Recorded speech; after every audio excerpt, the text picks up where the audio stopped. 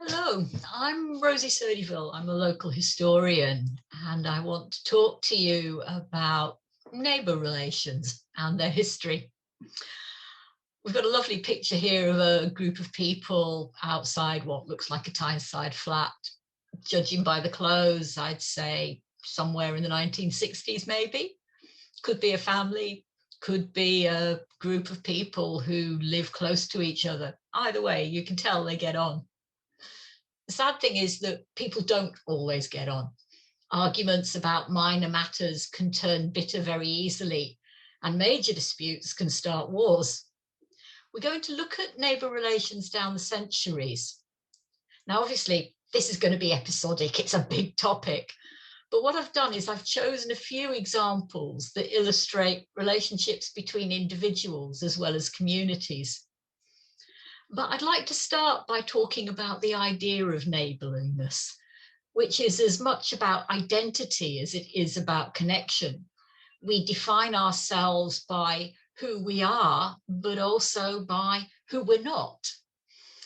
In 2018, the BBC carried out a survey asking people if they felt a particular sense of connection to a place or a region, asking if they had a sense of identity.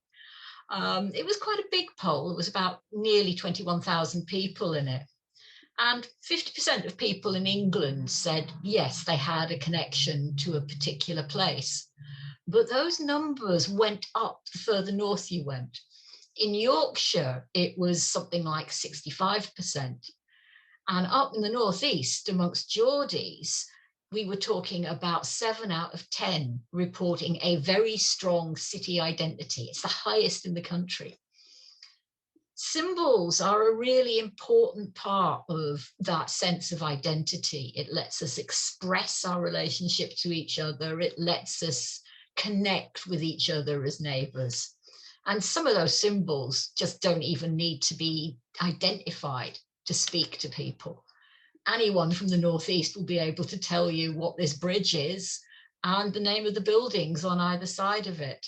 It's part of connection as well as symbolizing a sense of belonging. It's about community and friendship. It's about getting through tough times, and that sense of surviving collective hardship, of hanging together, is part of what creates a sense of identity, a sense that you are members of a neighbourhood. And that seems to be heightened by a little competition. Just look at towns that have football derbies, for example. Not just the obvious Newcastle Sunderland one, though I think probably that leaps to mind for anyone up here. Liverpool, Manchester, you find them all over the country. It also helps to have a narrative, the collective story of a place or a region rich in shared values and social history. The strongest identities tend to be those laced with struggle and a sense of grievance. Poverty binds communities in a way that wealth rarely does. People cite landscape and countryside as being really important in creating that sense of belonging. We can imagine our ancestors gazing at the same view, sheltering in the same forest, walking on the same path. 2/3 of people living in some northern towns and cities, for example, say that their identity is strongly shaped by landscape, with a minority saying the same about their area's industrial heritage. And our myths and stories about our past reinforce that. And of course, particularly up here, accents and dialects are really important to our sense of who we are.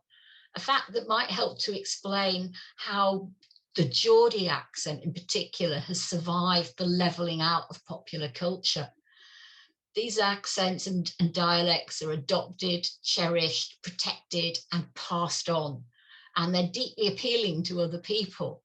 It's amazing how often people comment on the sheer friendliness of the Geordie accent, for example. I'm going to explore those connections and the outcomes in terms of life for people in Gateshead over the centuries. I'm going to be looking at how it's worked for individuals, but also for the town as a whole, especially in terms of its relationship with its near neighbour, Newcastle, of course. So why is neighbourliness so important to us? There are very good social and psychological reasons for it. We're social animals. We need contact with each other and a sense of belonging if we're to survive emotionally and physically. Even before the pandemic, neighbour relationships were unlike any others in our social lives. They've become hugely important now. We live in close proximity with people we often know little about, and we overhear some of the most private aspects of each other's lives. We're familiar strangers, and those relationships can be some of the most important ones that we have. Neighbours occupy an intriguing space in our social fabric, one that, even if it's limited or put up with out of convenience, can still be crucial to our well-being. A 2014 study, which looked at students, for example, found that they experienced greater feelings of happiness and belonging on days when they interacted with a large number of classmates, even if those interactions were minimal or casual. The simple reassurance of greeting others and being surrounded by other people enhances our mood. There's a coffee van beside the town moor in Newcastle that has a socially distanced queue lining up beside it every day. And many of the people in that queue are people who live in the surrounding houses. They could make their coffee at home. It's the networking that makes it so appealing, even if that means standing 6 feet apart and wearing a mask, which they mostly do. They're very, very good at maintaining distance. So let's start by looking at what makes Gateshead distinctive as a town and help to create its relationship with neighbouring Newcastle. The primary influence there is Gateshead's relationship with Durham. Gateshead was part of the holdings of the Prince Bishops of Durham from the early medieval period onwards. And that was the primary influence on how the town developed and how it turned out. The bishop had total control of the land, which he ceded to wealthy families in return for service. The ordinary people who worked the land had no rights or title unless he specifically bestowed them. Their choices were limited. If you were a serf or a villain, you couldn't actually leave the land. And you didn't have the right to make choices about, for example, where you had your grain milled for flour. There was a windmill in Gateshead. It belonged to the Prince Bishop. And if you wanted flour, you had to go there to get it done there. The position of people living in Gateshead was regulated by a series of charters. We know, for example, of one granted in 1164, which created common land, spaces that could be used for grazing or farming. But it wasn't a transfer of ownership. It was entirely in the control of the bishop. He simply allowed people to use that land, and he could deprive them of access if he wished to. Indeed, he could also take away their own personal holdings. That issue of common land and who had the right to dispose of it remained an issue long after the church had given up its control of the town of Gateshead. In the 19th century, for example, there's a riot in 1861 on Windmill Hill.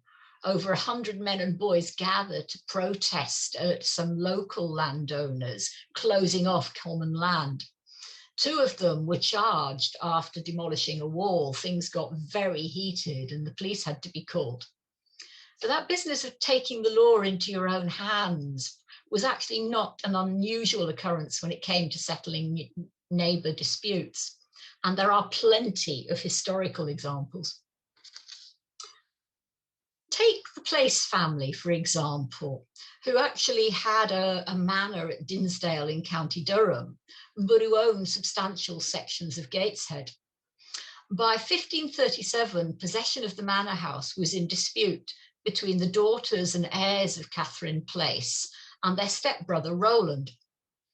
The heiresses put in a man called Richard Barwick, whose job was to occupy the house, to make sure that nobody else could just move in there and take over. But one October day, 14 riotous and misruled persons, as they're described, hired by the brother, attacked the house, drove Richard Barwick out by force of arms, and, as we're told in the court case, so used him that he stood in fear and jeopardy of his life, and the 14 thugs remained in possession. We know about events like this because of the court records. Being an ecclesiastical holding, the case went to the ecclesiastical courts, and we have a number of volumes of their findings and their rulings over the years that have mostly been preserved by the Surtees Society. Well worth a read if you want to get a glimpse of people's personal lives through the years. The Palace Green in Durham, the area between the castle and the cathedral, was the centre of administration for Gateshead. The courts, the exchequer, the jail and the mint were all situated there. And later in the 17th century, when the county began to return members to Parliament, the elections took place on Palace Green. From there, the bishops issued charters controlling trade and assigning liberties, in other words, giving permission for activity. We know, for example, that Bishop Pudsey around 1129 allowed Gateshead residents to take wood from Palatinate land for their own use, presumably for use as firewood or for building, but that they were not allowed to take wood to sell. That was very much the property of the bishop. And they were definitely not given leave to take game from the land. Pudsey's charter was designed to regulate the use of his hunting wood established in Gateshead, and there was absolutely no neighbourliness about that. The forest, surrounded by a fence, was quite possibly, from the description, a deer park, because it's a very common sort of arrangement. There's a further reference to the hunting forest in 1348, when Bishop Hatfield appointed a keeper for his park in Gateshead. And in 1438 again, sorry, I got my dates mixed up there. The first reference is in 1348. There's a further reference in 1438, when Bishop Neville this time named the keeper of the forest also to be the keeper of Gateshead Tower, described as a strong warded gate standing on the bridge. The bishops liked their territories well defined. There have been deer parks since Saxon times. After the Norman conquest in 1066, William the Conqueror seized all of the existing game reserves, and they flourished and proliferated. At their peak at the end of the 14th century, deer parks may have covered about 2% of the land area of England. And there was an established pattern for such enclosures. You can see some illustrations here from medieval manuscripts. It was bounded by a ditch and a bank with a wooden log fence on top of the bank, sometimes by a stone or a brick wall. There was a ditch on the inside, and some parks had deer leaps where there was an external ramp, and the inner ditch was constructed on an even grander scale. That allowed the deer to enter the park, but it prevented them from leaving. And these parks, because of their cost and because of how exclusive they were very much status symbols. The fact that people were able to use them as a private recreational space said something about how wealthy they were, about how much authority they had, and about who they could keep out.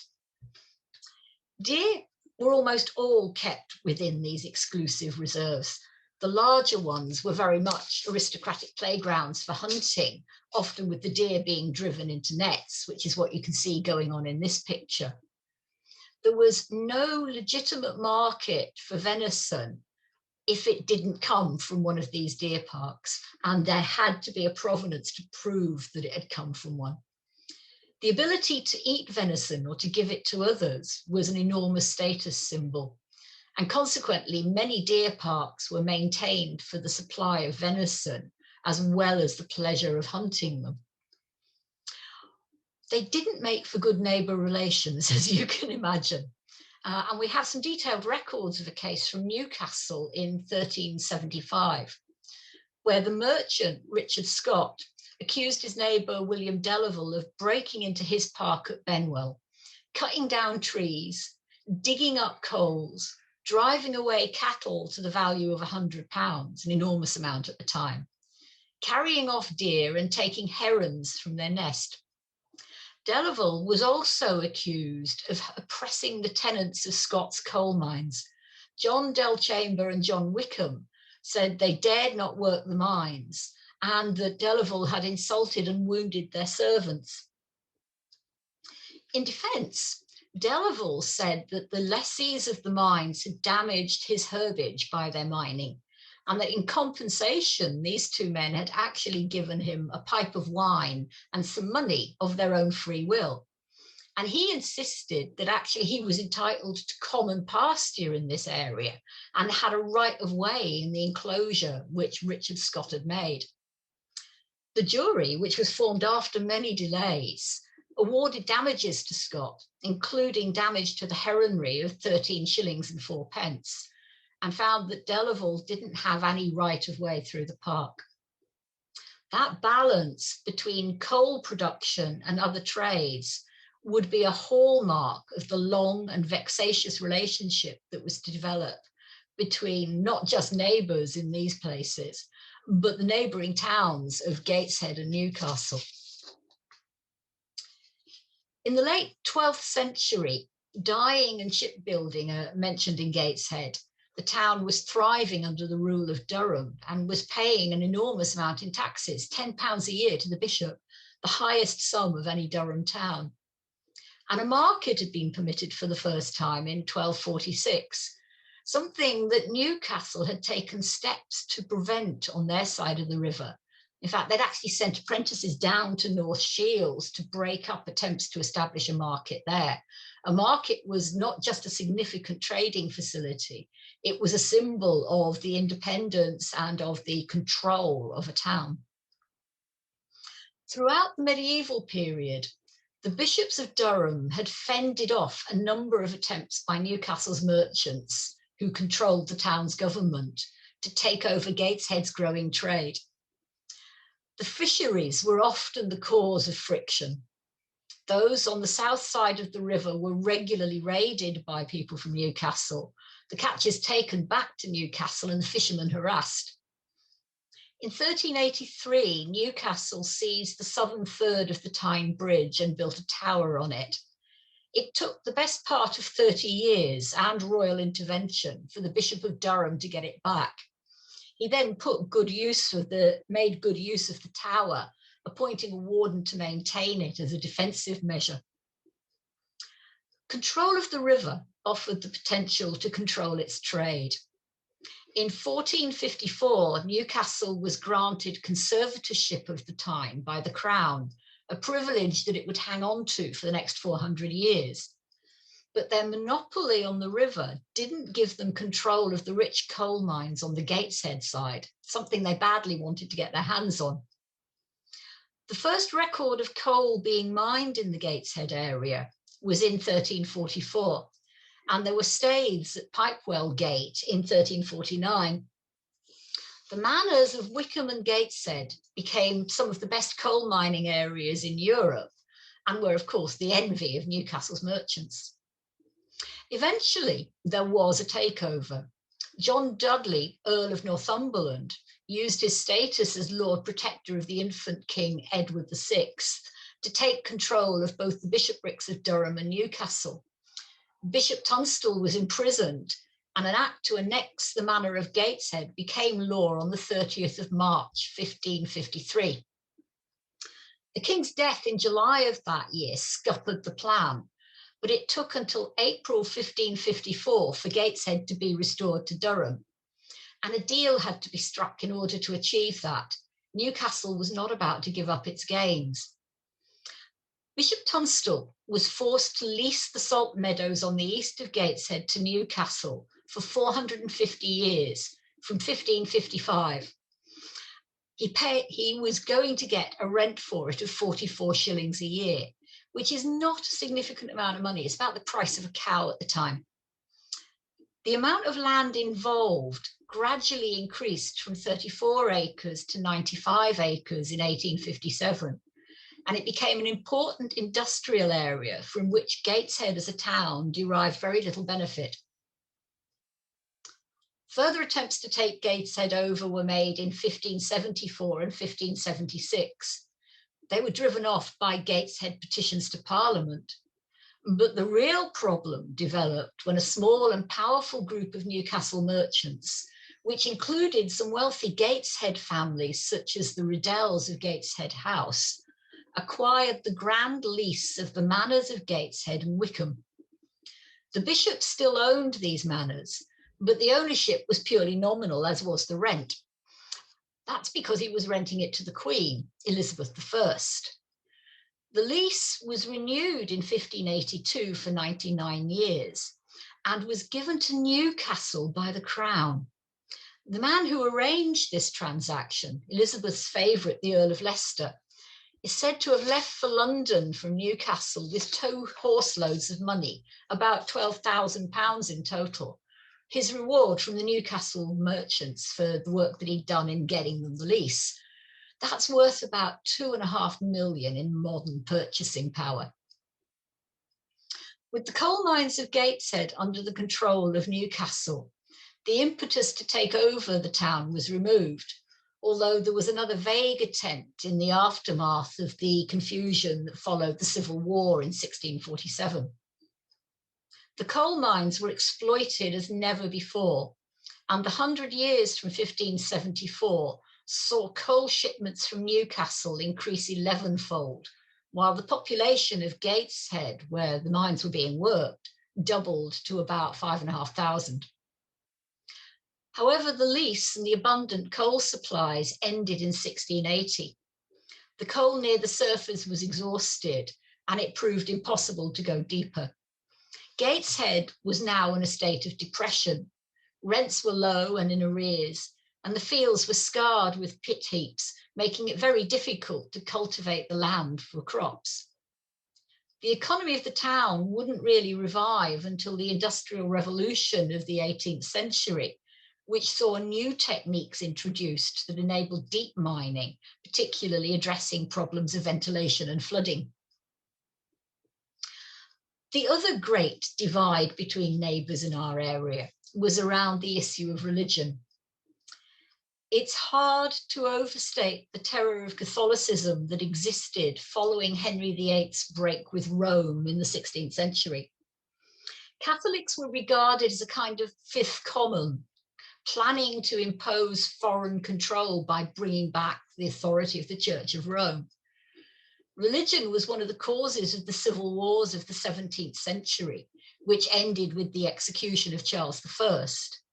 And fear that Charles's son, James II, was planning to convert to Catholicism triggered his replacement by his daughter Mary and his son-in-law William of Orange in 1688.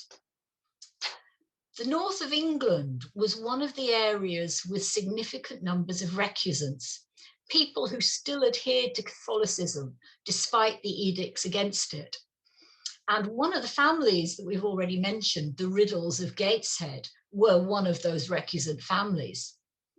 Their wealth and influence wasn't enough to protect them from the neighbours on the night of January the 27th, 1776. Eager to catch a glimpse of the Duke of Northumberland marching north to, sorry, I've got my dates wrong there. It would be 1746. Eager to catch a glimpse of the Duke of Northumberland marching north to fight Bonnie Prince Charles's Catholic army, some of the Gateshead folk climbed the walls of Riddell's mansion. Gateshead House was near what is now Trinity Church in the High Street. The Riddells weren't at home. We don't know whether they'd been worried about trouble in the wake of the feeling being stirred up by Bonnie Prince Charles's rebellion. But in any event, they'd gone out for the night and they'd left a gardener, a man called Woodness, in charge. He set the dogs on the trespassers. Enraged and already fired up by anti-Catholic fervour, they burnt the house to the ground. Woodness apparently escaped, as did another man who was in the house at the time. Mackenzie, in his history of Gateshead and Newcastle, tells us that there was a Jesuit priest named Walsh in the chapel at the time of the attack. he fled to the house of another Catholic family at Felling Hall, the Brandlings. The destruction of the chapel left the people of Gateshead without any Catholic place of worship for the next 100 years. The next century was to see an increase in the number of Catholics in the area, as many Irish came to Gateshead in search of work on Tyneside's burgeoning industrial revolution. But neighbourliness seems to have developed rather more by this time, or maybe people were just less afraid of the Catholics. The Irish were made welcome on Tyneside in a way that was actually quite unusual in the rest of the country. There were none of the riots and protests that you saw in places like Liverpool, for example. And by 1858, there were about 3,000 Catholics in Gateshead. They needed a church. Now, any of you who've been brought up as Catholics will know that fundraising is one of the great skills of the church. Catholic schools and churches have traditionally been funded by collections amongst the laity. And that's exactly what they did in Gateshead. The congregation came together in about 1850 and established a temporary chapel called Our Lady in St. Wilfrid's in the top story of a warehouse. In the meantime, they went on collecting money to build a permanent church. The temporary building was destroyed by the Great Fire in 1854, which meant that the congregation ended up using a room in the Queen's Head Hotel until the new church could be built. You could tell how desperate they were. They actually started worshipping in the new building before it had been finished. They were building the tower and the spire around them as they were holding services there. They began using it in about 1858, and the church still stands today, now next to the metro station. Originally, it was supposed to be another Our Lady and St. Wilfrid's, but the first statue to go into the church was one of St. Joseph and the Holy Child. And that seems to have been the genesis of the name of the church. St. Joseph's, as it's now known, has had that name ever since. The relationship with our neighbours has changed a great deal over the last 100 years.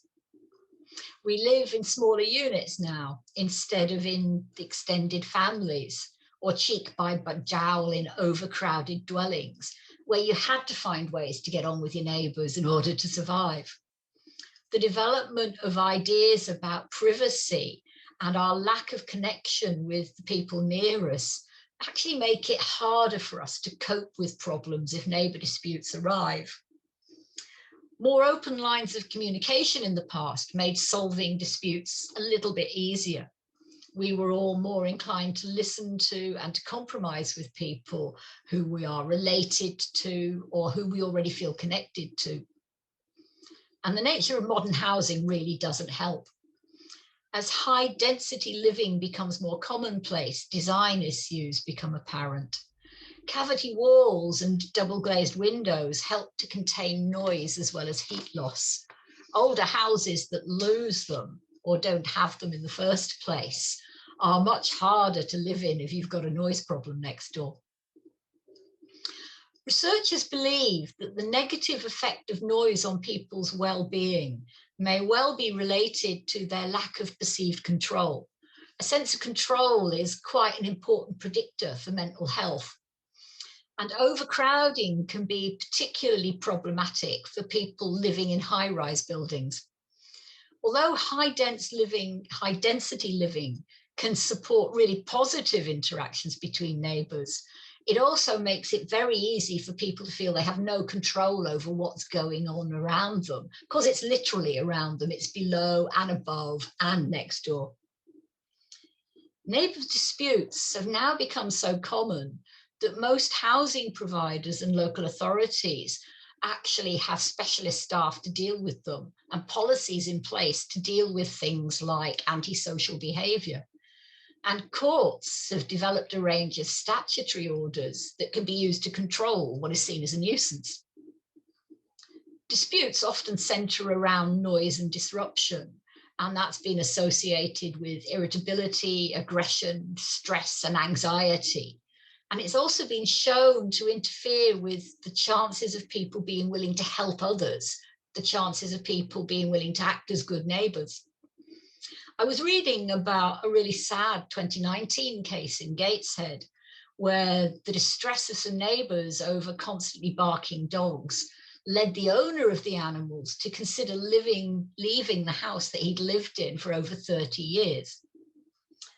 But absolutely nothing beats the war of the pot-bellied pigs, which fueled huge numbers of disputes in the 1990s. There's one particularly famous case, which ran from about 1990 through to 1996. It had become very fashionable for people to keep these Vietnamese pot-bellied pigs, and it became kind of a weapon in a war between neighbours in this case. The B family were a very typical retired couple with a pet dog called Jet. When Mr. T moved into the house next door, it wasn't long before he was complaining about Jet's barking. As you can see, things got worse from there. Mr. T would play tape recordings of barking dogs at high volume at 2 a.m. in the morning. And then he bought a pig, a huge pig. Flossie was apparently over 130 kilos. She was allowed to wander around in the back garden, attracting rats and flies. You see, nothing can really beat the amount of slurry produced by a Vietnamese pot-bellied pig. It is between 3 kilos and 4 kilos of the stuff a day. Mr. B was said to have kept a record of every visitor to Mr. T's house, and he gave them names like the Bitch and Pretty Boy. This emerged when the case eventually ended up in court. Because the couple had not been able to sell their house, they decided that they were going to take Mr. T to court, see if they could get rid of the pig and get some compensation. And as you can see, the court found in their favour and ordered Mr. T to pay £15,000 and to get rid of Flossie the pig. The diary that Mr. B had been keeping was particularly relevant in terms of the court case. He described quite consistently a brown-haired caller who he thought was particularly unpleasant and who he felt to be a very, very suspicious character, who turned out to be the barrister employed by Mr. T. These sorts of disputes can escalate and cause unbelievable amounts of stress. The problem with the pigs was at its height in the 1990s, and it became so much of an issue that the government actually legislated to control the problem. There are now laws about keeping pigs as pets. Under the Animal Welfare Act 2006, anybody responsible for a pet pig has some basic responsibilities in terms of accommodation and looking after it. But they also have to get a license if they want to take it out. If it's being moved to other premises, including the vets, for example, it can't then be moved for another 20 days after that. And you are also required to get a license if you want to take your pig for a walk, which people do quite regularly. This is Yum Yum, who was apparently seen wandering the streets of South Shields for many years. There are also requirements about the licenses that you have to get if you want to sell pets. As you can see, this form which Gateshead issues if you want to apply for a license specifically mentions the pigs. Gateshead in the 20th century has been a very different place from the Gateshead of previous centuries. I think all of us are aware of the way that it's acquired an international identity in the wake of the inspired use of European funding in the period from the 1990s onwards. Some of the symbols of Gateshead identity have become not just international symbols, but symbols that the region as a whole wants a share in. You hear very regularly people talking, for example, about the Newcastle Gateshead Millennium Bridge. You know, Newcastle's getting in on the act again there. And of course, the Angel of the North has become a symbol of the region as well as the town, which is one of the reasons why it nearly acquired a Toon shirt in 1998. If you want to get a really good picture of the efforts that the team who tried to put the strip on the statue went to, Gateshead Council have very kindly put a video up on YouTube of the occasion. It's really good fun, and you've got to admire the ingenuity and initiative of the people who did it. Sadly, they weren't allowed to keep it up there. But the revamp of Gateshead really showed its impact in 2011, when South Shore Road was named the hippest street in Europe. It was a survey carried out by Google, and what they found was something that was seen as indicative of Tyneside's regeneration as a whole, as well as the burgeoning development of Gateshead as a destination, an international destination. It was very timely because, of course, this was the year that Gateshead was applying for city status as part of the Queen's Diamond Jubilee celebrations. But it was also indicative of a resolution of sorts of the long-running Newcastle-Gateshead neighbour dispute. The City of Culture bid that followed this was a joint one, and both Newcastle and Gateshead now work together to bring visitors to our region and to promote it. I thought it was rather lovely when the website newcastle.com advertised carol services on both sides of the river in 2020, as well as all of the other events that are going on. It's become a symbol of how we're not one city, but we are two communities working together. It's the nicest symbol of sort of good neighbour relations that you could hope to find. And I think it's a real pleasure to see it there. Thank you very much. We'll be stopping for a short break now, and then we'll be taking questions afterwards. If you've got any memories of that period when Gateshead was developing so much, I'd really be interested to hear them.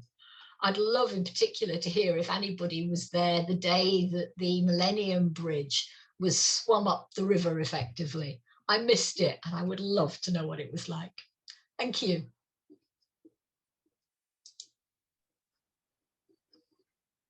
Good evening from Gateshead Archive at Home.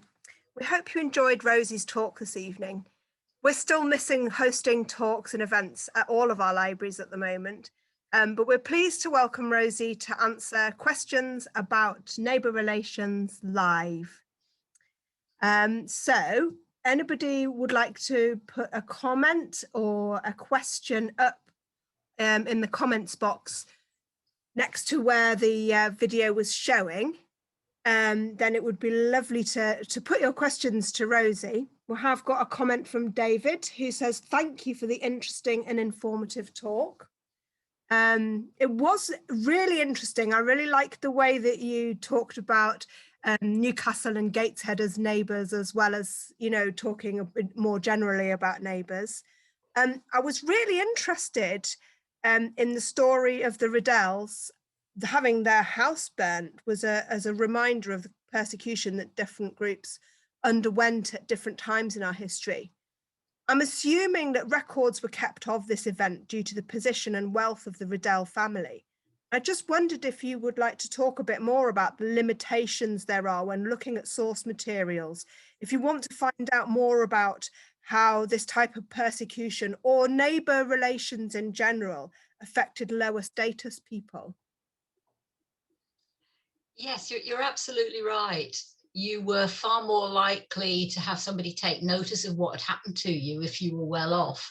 And of course, you were probably a bit better protected from it if that was the case.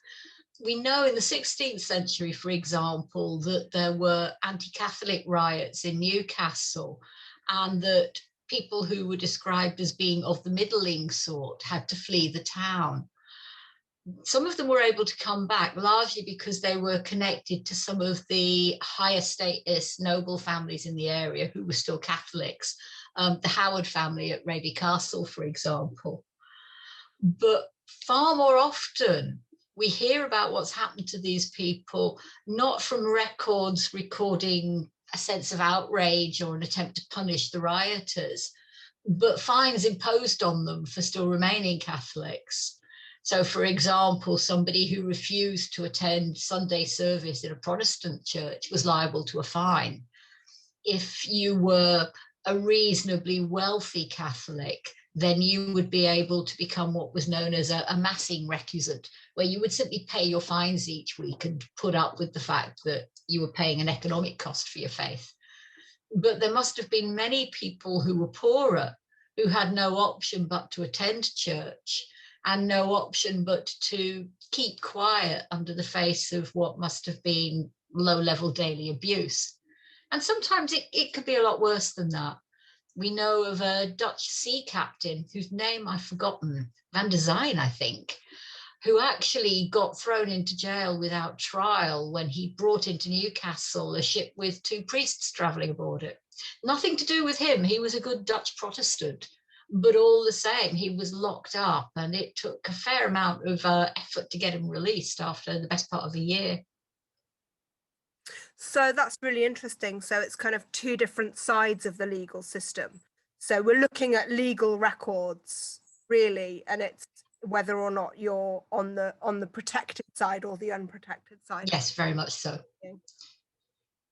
Okay, so that's quite interesting with regards to kind of legal records. And you've talked about the Surtees Society as a source, as a go for information. Do they have legal records, or what kind of records? They've got basically what they've been doing for the last 150, maybe slightly more years, is transcribing all of the records of any sort that are still extant.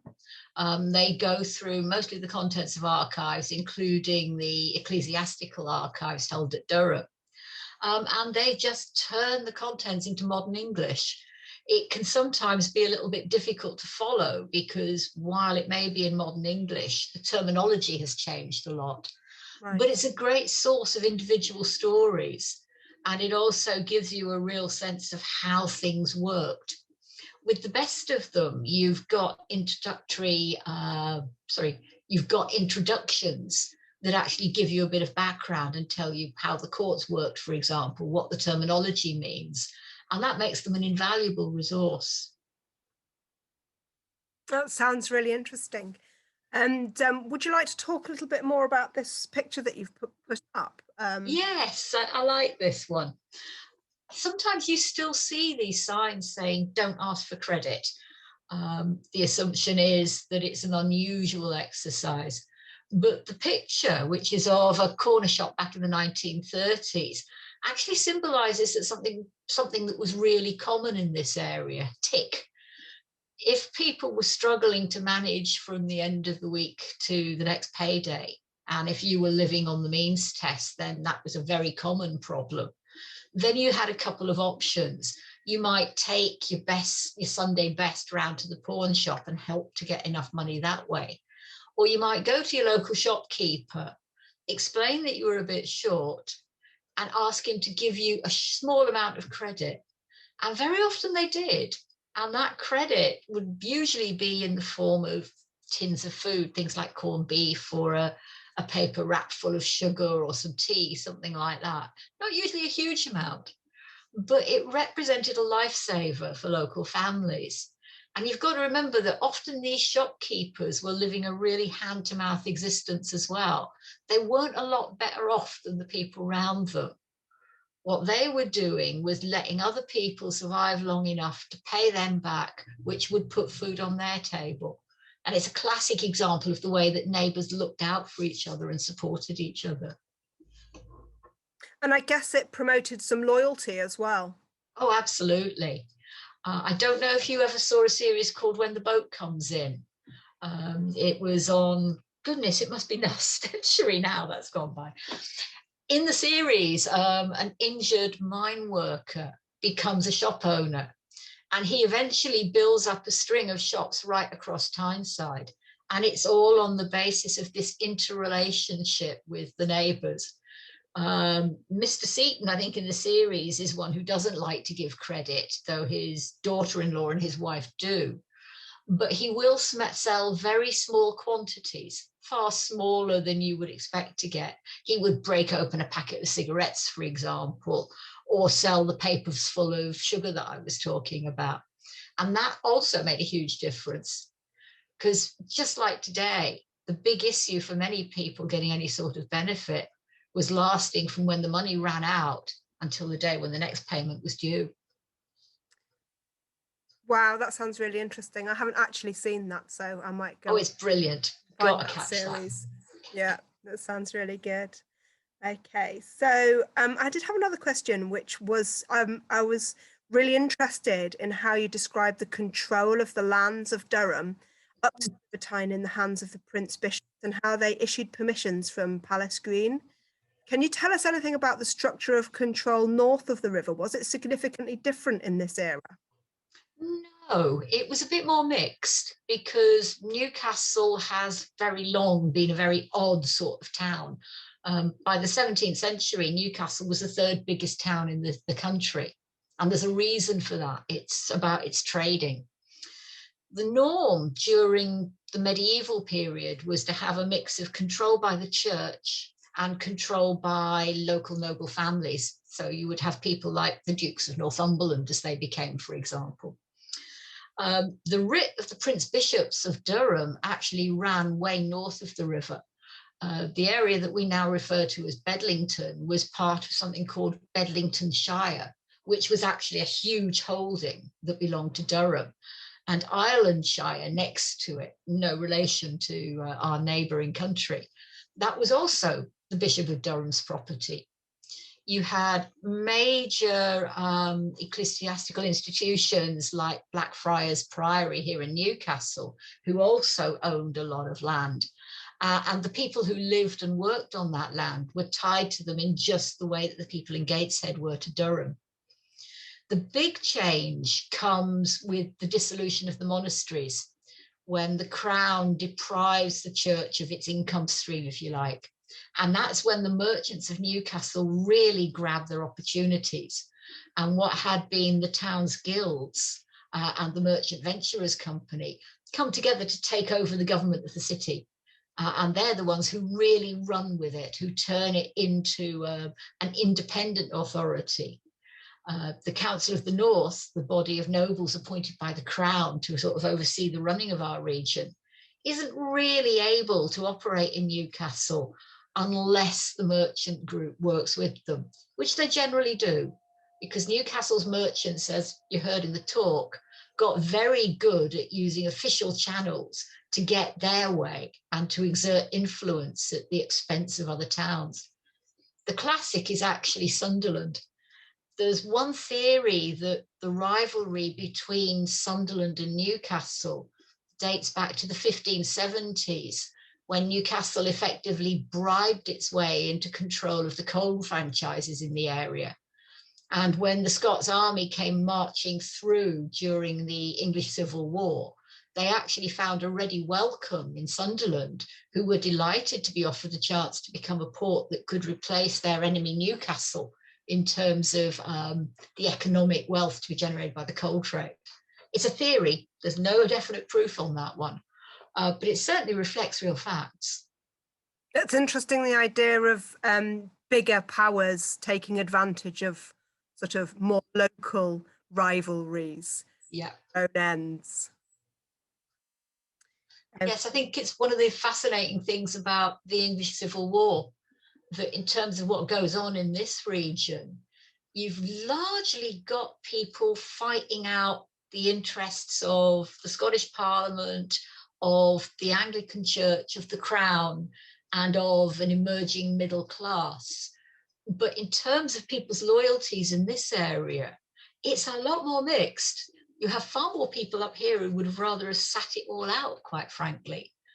But alongside that, you've got people like the Duke of Newcastle, who was an important commander for the Crown. and who very definitely had loyalties at stake as well as self-interest. Very complicated story. Thank you, Rosie, for telling us a little bit more about it. So while we're waiting for anyone else to come up with some more questions on the Facebook, just pop them in the comments if you do have any more questions. I have another one, and I've been trying to picture Salt Meadows Industrial Estate of Newcastle, and it's just hard for me to imagine. I'm wondering how Newcastle managed to get it enlarged, and at what point was control given back to Gateshead? Yeah, it's given back basically when it's no longer of use. The coal becomes harder and harder to get out. So in 1680, Newcastle hand back the lease along with the rights to work the land, simply because the economic costs of getting it out of the ground have become too much. By that time, there's been a fair amount of enlargement going on. And that's one of the reasons why times for Gateshead are so tough between the end of the 17th century and sort of the late 18th century, because your population has grown enormously in anticipation of all of these new jobs. And suddenly Newcastle whips them away. So you have a time of severe unemployment and people actually moving out of the town again, trying to find some other way of sustaining themselves. Okay, so what I'm thinking about as Salt Meadows Industrial Estate, it is mines you're talking about. Yes, very much so.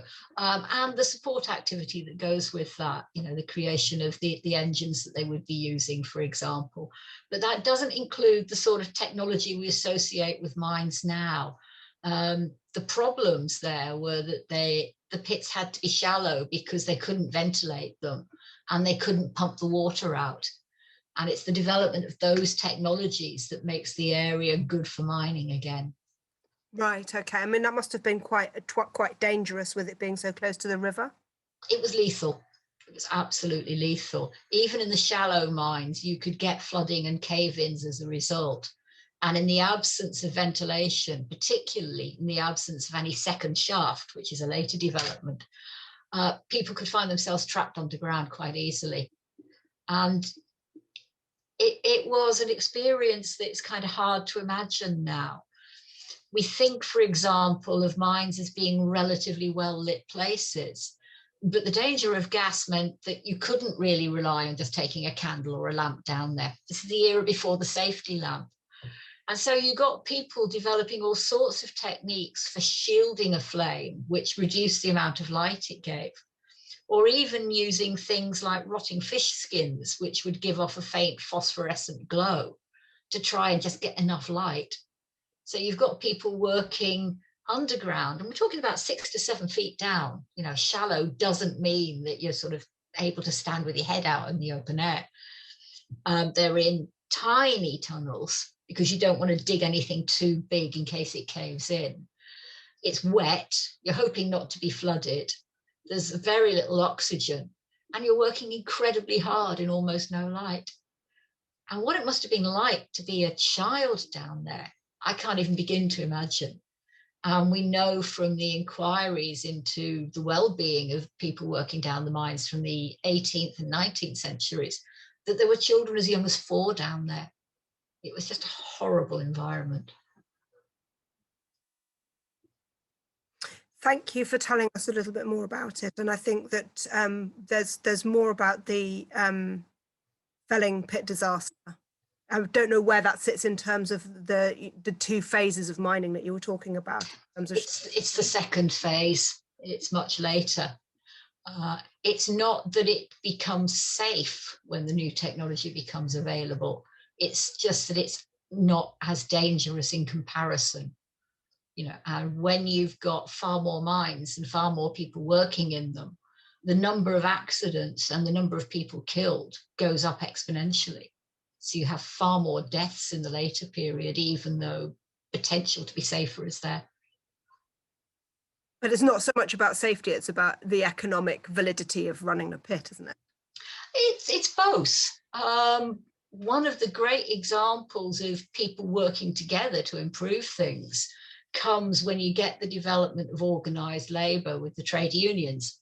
And you get people saying, actually, if you invest in making this place safe, it will pay more, it'll be better for you economically, and it'll be safer for us. You know, there is a recognition that safety is actually, I was going to say an economy, but that's not quite the right way of phrasing it. Safety is actually commercially viable. And it's people gathering together as groups of workers who make that point most forcefully. Employers are quite reluctant to hear it, with a few strikingly good examples. That's really interesting. Thank you, Rosie. We've got a lovely comment from Joan. Mm-hmm. As my grandmother had a shop in Newcastle, Blandford Street, in the 1930s. Yeah. And she gave lots of tick for her neighbours. She sounds brilliant. Was she near the Co-op building? I wonder. Joan, do feel free to add in some additional comments if you'd like to. I remember hearing a lovely story about a company in Blandford Street. I think it was the Co-op, actually. The Co-op's tailoring shop was down there. And during the First World War, a young man who'd worked there went off to fight and was killed, leaving a widow with a very young child behind. And his colleagues in the shop arranged a collection for her because she was in desperately short straits. And one of them went up to take it for her, was very taken when he met her, and a couple of years later married her. And the pair of them went off to Australia with their own child, plus her child from her first marriage. We found out about that when we were doing some work in a school in the area, and somebody from Australia who picked up on the family history aspect of it got in touch to tell us what had happened to them when they got there.